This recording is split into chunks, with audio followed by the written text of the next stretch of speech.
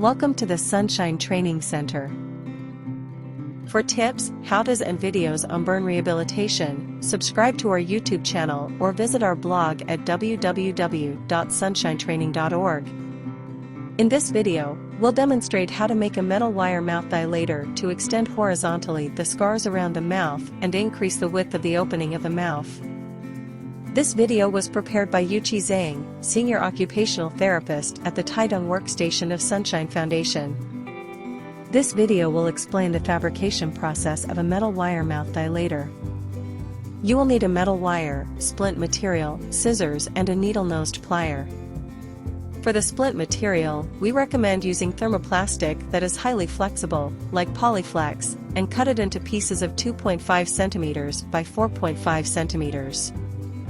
Choose a metal wire that is flexible enough so that it can be shaped into a W with coiled base. Yet, the wire should also be hard enough that it will maintain its shape and provide resistance when placed in the mouth. This is a close-up of what the base of the W-shaped metal wire looks like. The coiled base acts like a spring, which will create resistance to stretch the mouth open. You will also need a splint heat pan and towels.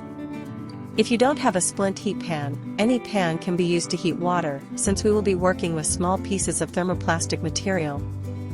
First, heat the splint material in the water heater until it softens, then dry it with a towel. Place the first curve of the wire on top of the splint material and gently fold the material in half, following the fold line to wrap the wire. The splint material must exceed the tip of the wire by at least 0.5 cm. The first curve of the wire is covered, but the second curve is left exposed. Cut the excess splint material along the shape of the wire so that it is narrow at the top and bottom and wide at the center. Leave 0.5 cm at the tip and cut it in the horizontal direction.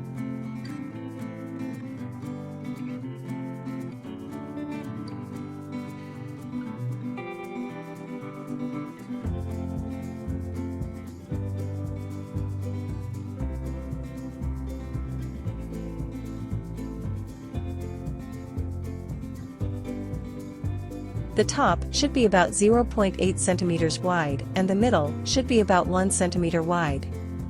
Knead the splint material to form a completely smooth surface at the top and the outside.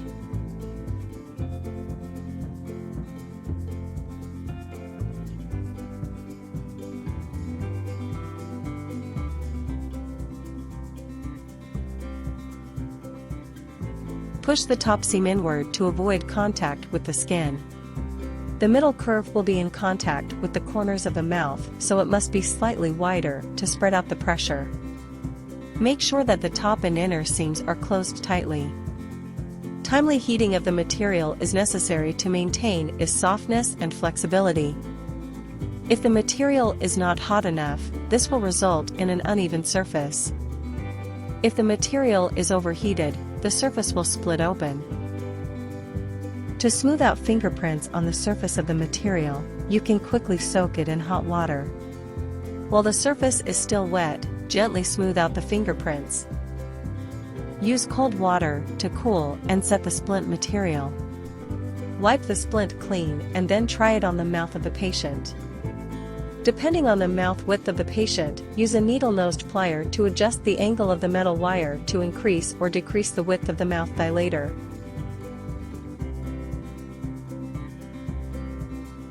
The wire-type mouth dilator can provide horizontal extension of the scars around the mouth and increase the width of the mouth. The strength of the mouth dilator must be adjusted depending on skin tolerance and personal preference of the patient. It's important to pay attention to each part of the splint that will be in contact with the skin. They must be smooth and have the appropriate angle. When the patient tries on the splint, we must pay attention to the scars around the mouth to see if they're extended enough and if the patient can tolerate it. In principle, we recommend wearing the splint during at least 20 minutes, but not more than 2 hours. We also recommend observing to see if there are any wounds on the skin after wearing the splint. Patients can wear the splint right before eating. The use of the mouth dilator combined with the active movement of eating can help stretch scars. Thank you for watching. Remember to subscribe to our channel for more burn rehabilitation related tips and videos, and visit our website for news about our latest training programs.